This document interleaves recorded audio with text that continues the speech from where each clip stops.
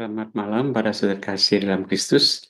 Kita berjumpa kembali di dalam latihan doa, meditasi, kontemplasi. Kali ini kita akan mengambil tema bersama, yaitu pembaptisan Tuhan kita Yesus Kristus yang kita rayakan minggu yang lalu. Nah, sekarang kita mengawalinya dengan doa pembuka. Dalam nama Bapa dan Putra dan Roh Kudus. Amin. Allah Bapa yang baik, kami bersyukur kepadamu karena Engkau kembali mengumpulkan kami di dalam latihan kontemplasi Ignatian ini. Kami akan merenungkan peristiwa pembaptisan Yesus Kristus Tuhan kami, agar kami pun semakin bisa juga menghayati makna pembaptisan kami masing-masing untuk menjadi putra-putrimu yang bisa juga memberikan teladan bagi banyak orang. Kami mengharap amat-Mu agar kami bisa menghidupi baptis kami dengan setia. Semuanya ini kami mohon kepadamu dengan pengataan Kristus Tuhan kami. Amin. Malah sekarang kita melihat sejenak tayangan berikut ini. Paus Fransiskus menandai Misa Natal 2024 dengan ritual istimewa pembukaan pintu suci Basilika Santo Petrus. Pembukaan itu menandai permulaan Jubileum 2025. Dalam tradisi, Uskup Roma selalu menjadi yang pertama melintasi pintu tersebut. Selain menjadi pemimpin tertinggi umat Katolik sedunia, Paus sekaligus menjadi Uskup Roma melintasi pintu suci saat Jubileum, menyimbolkan penebusan total dosa dan kesalahan. Setidaknya 30.000 orang menyaksikan Paus Fransiskus membuka pintu suci Basilika Santo Petrus. Ritual itu disiarkan kepada penonton yang ditaksir berjumlah 30 juta pemirsa di sejumlah negara. Baik, Paus juga menekankan keprihatinan kepada para korban perang, terutama anak-anak. Pesan ini disampaikan dalam khotbah Misa Malam Natal di Basilika Santo Petrus, Vatikan, Selasa 24 Desember 2024 malam, waktu setempat atau Rabu dini hari WIB. Pemimpin umat Katolik itu mengatakan kisah kelahiran Yesus sebagai putra seorang tukang kayu yang miskin seharusnya menanamkan harapan bahwa semua orang dapat memberi dampak baik kepada dunia. Menurut Paus, harapan adalah panggilan untuk tidak menunda, tidak tertahan oleh kebiasaan lama, dan untuk berkubang dalam keadaan biasa-biasa saja atau bermalas-malasan. Harapan juga memanggil kita untuk marah dengan hal-hal yang salah dan menemukan keberanian untuk mengubahnya. E a noi tutti il dono e l'impegno di portare speranza dove è stata perduta, portarla dove la vita è ferita, nelle attese tradite, nei sogni infranti, nei fallimenti che frantumano il cuore, nella stanchezza di chi non ce la fa più, nella solitudine amara di chi si sente sconfitto, nella sofferenza che scava l'anima, nei giorni lunghi e vuoti dei carcerati, nelle stanze strette e fredde dei poveri, nei luoghi profanati dalla guerra e dalla violenza. Care sorelle, cari fratelli, buon Natale. Tacciano le armi nella martoriata Ucraina. Si abbia l'audacia di aprire la porta al negoziato e a gesti di dialogo e di incontro per arrivare a una pace giusta e duratura. Tacciano le armi in Medio Oriente, con gli occhi fissi sulla culla di Betlemme. Rivolgo un pensiero alle comunità cristiane in Palestina e in Israele, e in particolare alla cara comunità di Gaza, dove la situazione umanitaria è gravissima. Cessi il fuoco, si liberano gli ostaggi e si aiuti la popolazione stremata dalla fame e dalla guerra. Sono vicino anche alla comunità cristiana in Libano, soprattutto al sud e a quella di Siria, in questo momento così delicato. Si aprono le porte del dialogo e della pace in tutta la regione lacerata dal conflitto. E voglio ricordare qui anche il popolo libico, incoraggiando a cercare soluzioni che consentano la riconciliazione nazionale. Itulah tadi suasana Natal di Vatikan. Nah, sekarang kita akan masuk di dalam kontemplasi kita. Kita mulai dengan penjelasan tentang pembaptisan Tuhan Yesus. Kita baca bersama perikop yang akan kita renungkan.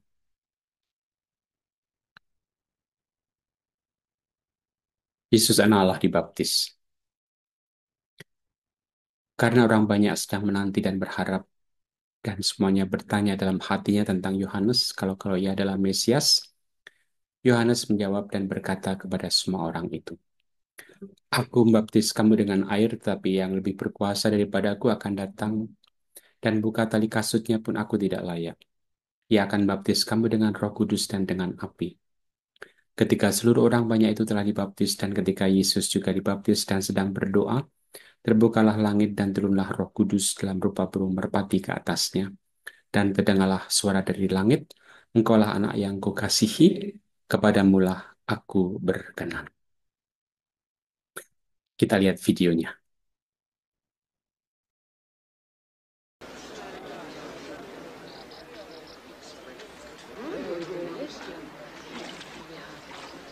Katakan, engkaukah Kristus?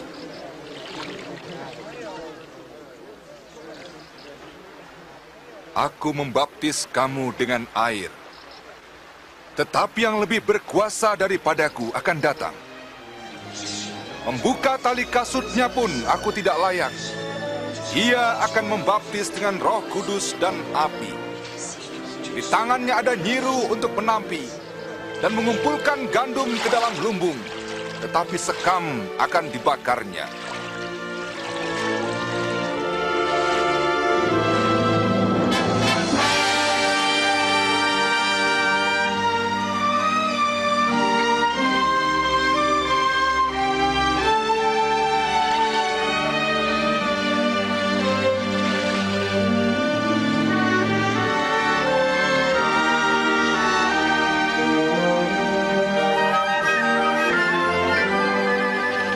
Kudus turun ke atas Yesus dalam rupa burung merpati.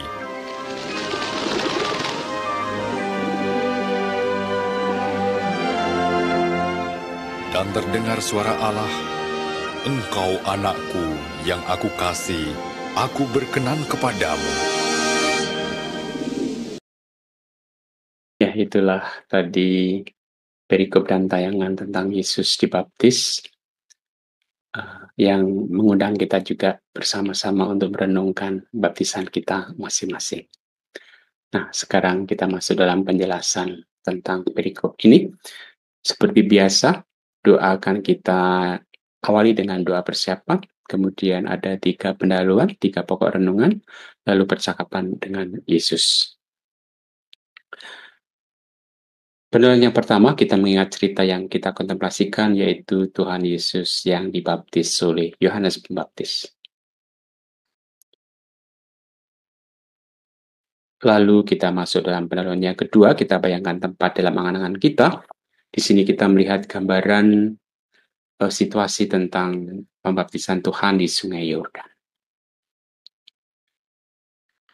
Kemudian dalam pendahuluan yang ketiga kita mohon rahmat yang kita kehendaki, yaitu mohon pengertian yang mendalam tentang pembaptisan sebagai sarana yang tak tergantikan bagi keselamatan, dan melalui pembaptisan kita pun menjadi umat Kristus dan ikut serta di dalam tugas perutusan Yesus sendiri. Kemudian kita masuk dalam pokok renungan yang pertama nanti adalah merenungkan orang banyak yang sedang menanti dan berharap dan bertanya dalam hati tentang siapakah Yohanes Pembaptis itu, mengira bahwa ia adalah Sang Mesias. Kita refleksikan, kita ambil buah rohaninya. Dan Yohanes sendiri dengan jujur rendah hati, ya, dia mengatakan bukan Mesias, tapi akan datang Mesias, yaitu Yesus sendiri. Sikap kerendahan hati bisa kita teladani dari Yohanes Pembaptis. Pokok renungan yang kedua, Yohanes berkata pada semua orang, aku membaptis kamu dengan air, tapi ia yang lebih berkuasa dari aku akan datang dan buka tali kasut yang aku tidak layak. Ia akan baptis kamu dengan Roh Kudus dan dengan api. Kita refleksikan dan kita ambil buah rohaninya. Nah, kita semua sudah dibaptis dengan air dan Roh Kudus oleh Yesus sendiri.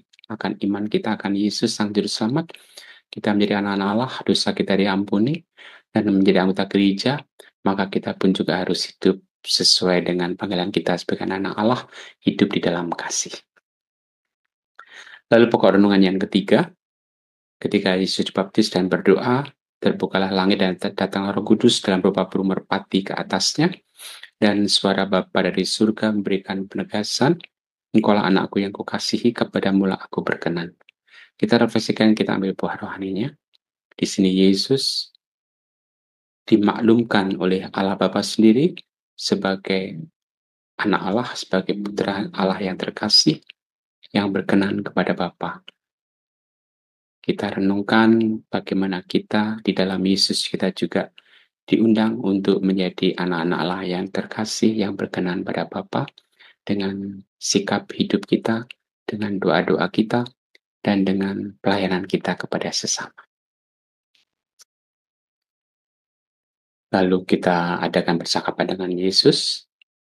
Ya, kita mohon rahmat supaya kita bisa setia dengan pembaptisan kita, setia sebagai anak-anak Allah yang mengimani Yesus, yang perlu kita wujudkan dalam hidup dan panggilan serta putusan pelayanan kita masing-masing setiap harinya.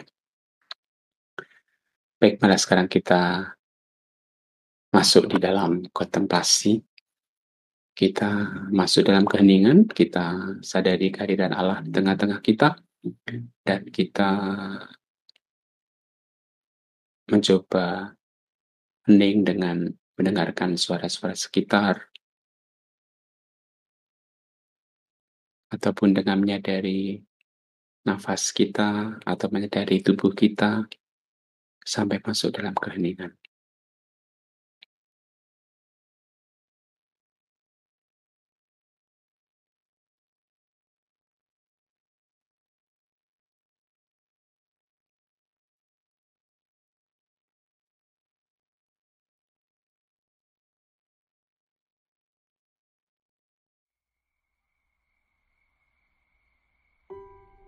Ya Allah, Tritunggal Maha Kudus yang pantas disembah, Dialah aku yang bersujud di hadapanmu untuk menyatakan baktiku kepadamu Allah yang Maha Agung. Kupersembahkan kepadamu segala gagasan, keinginan, dan keputusan-keputusanku selama waktu ini.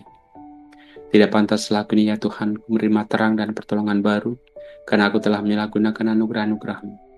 Tapi aku datang kepadamu menyerah bulat-bulat seperti pada seorang ayah yang Maha Baik dan Maha Rahim. Dan demi jasa-jasa Yesus Kristus penebusku lewat Santa Peran Maria Bundaku, serta segala orang kudus pelindungku, aku mohon, sudahlah Engkau menganugerahkan rahmat-Mu, agar aku dapat mencari-Mu dengan sepenuh hati, dengan rendah hati dan sedia memberi tanpa kecuali. Amin.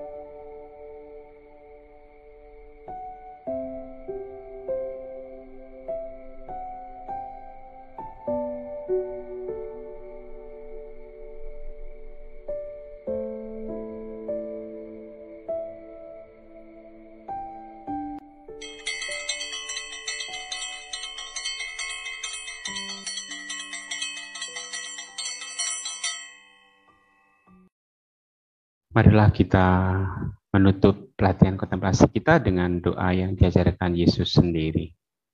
Bapa kami yang ada di surga, dimuliakanlah namamu, datanglah kerajaanmu, jadilah kehendak-mu di atas bumi seperti di dalam surga. Berilah kami rezeki pada hari ini, dan ampunilah kesalahan kami, seperti kami pun mengampuni yang bersalah kepada kami. Dan janganlah masukkan kami ke dalam pencobaan, tetapi bebaskanlah kami dari yang jahat. Amin. Nah, itulah tadi bagaimana kita mengontemplasikan pembaptisan Yesus dan merenungkan baptis kita masing-masing. Semoga semuanya bisa berjalan dengan baik dan kita pun semakin diteguhkan untuk menjadi anak-anak Allah yang sejati. Dan untuk siap bersaksi juga seperti Yesus yang melayani banyak orang, kita pun juga diutus untuk melayani orang-orang sekitar kita. Sekarang kita lihat beberapa peringatan kita pada bulan Januari ini.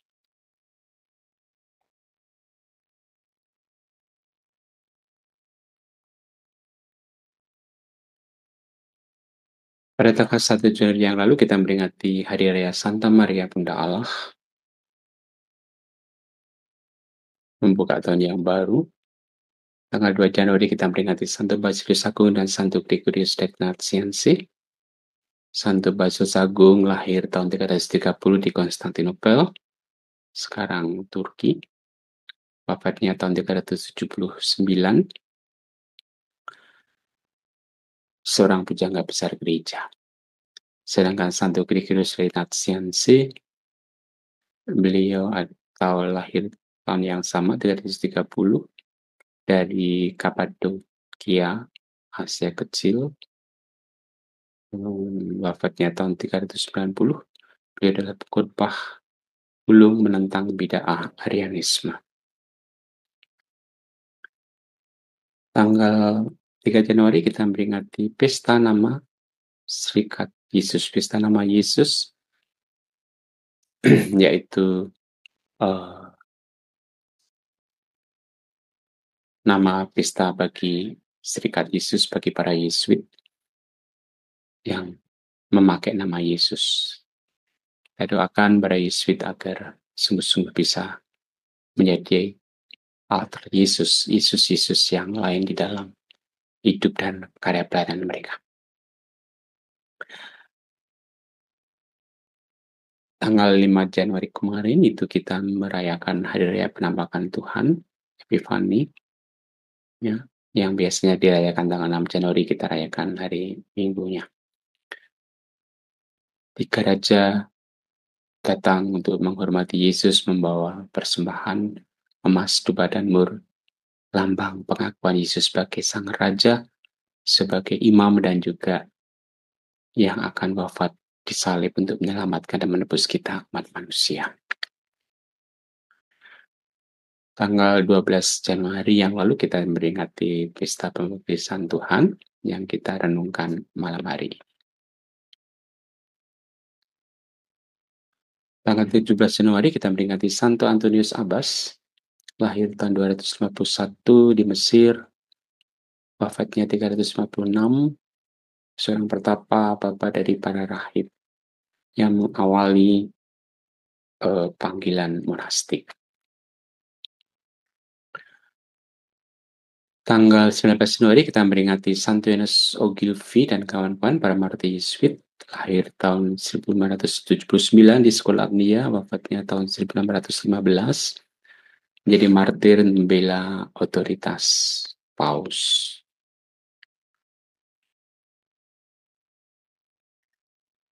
Pada tanggal 20 Januari kita memperingati Santo Fabianus I dan Santo Sebastianus.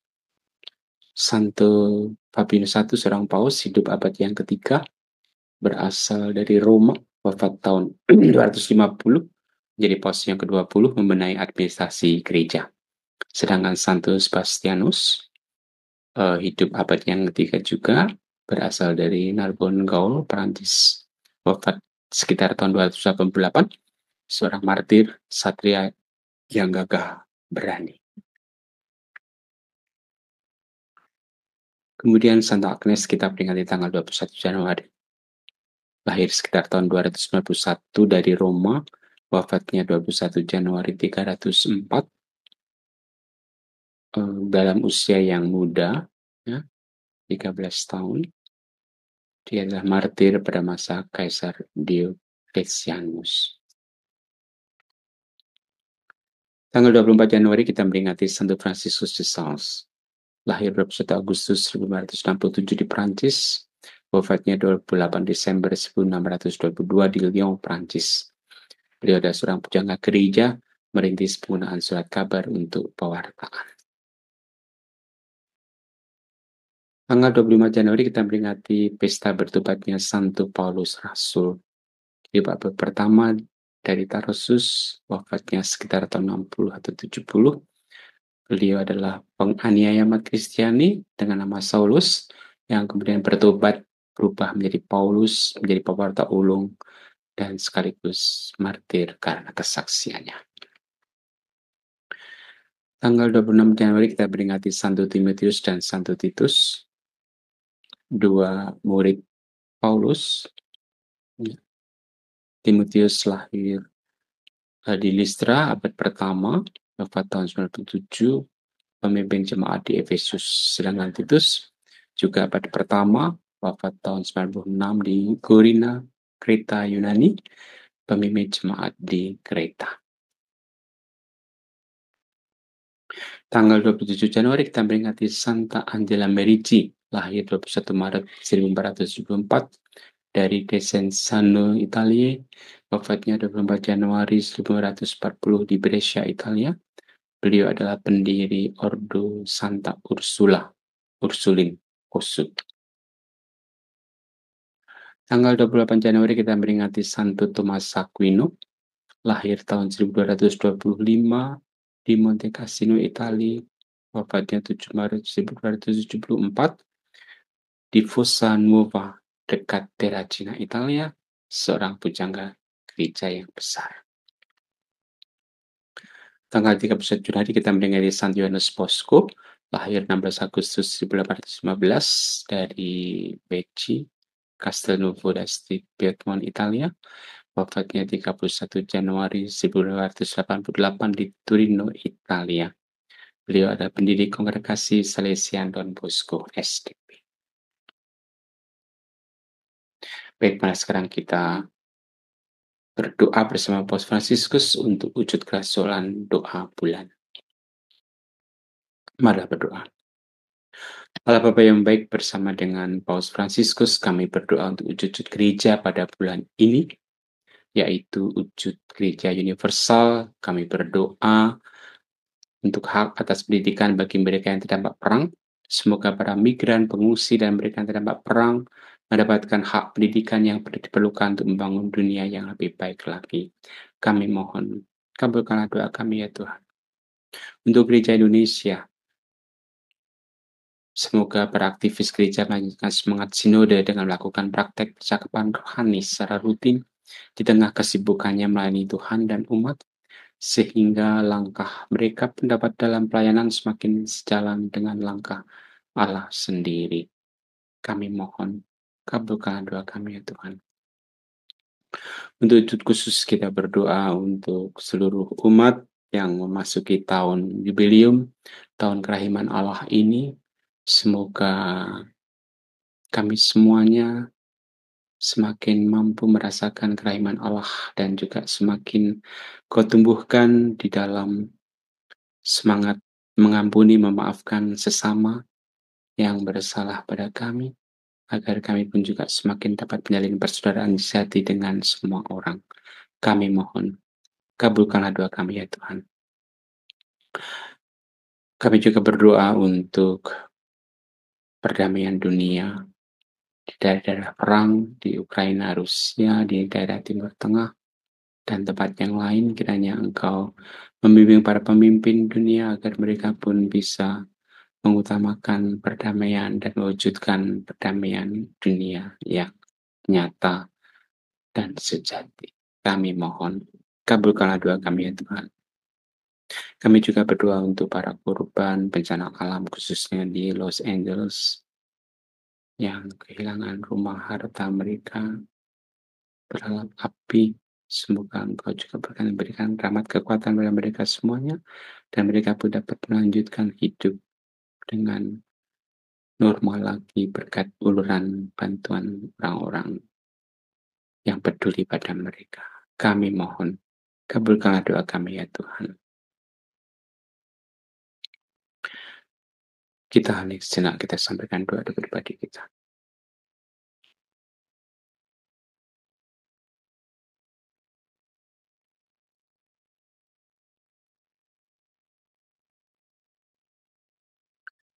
Demikianlah ya Bapa doa-doa yang kami ajukan kepadamu.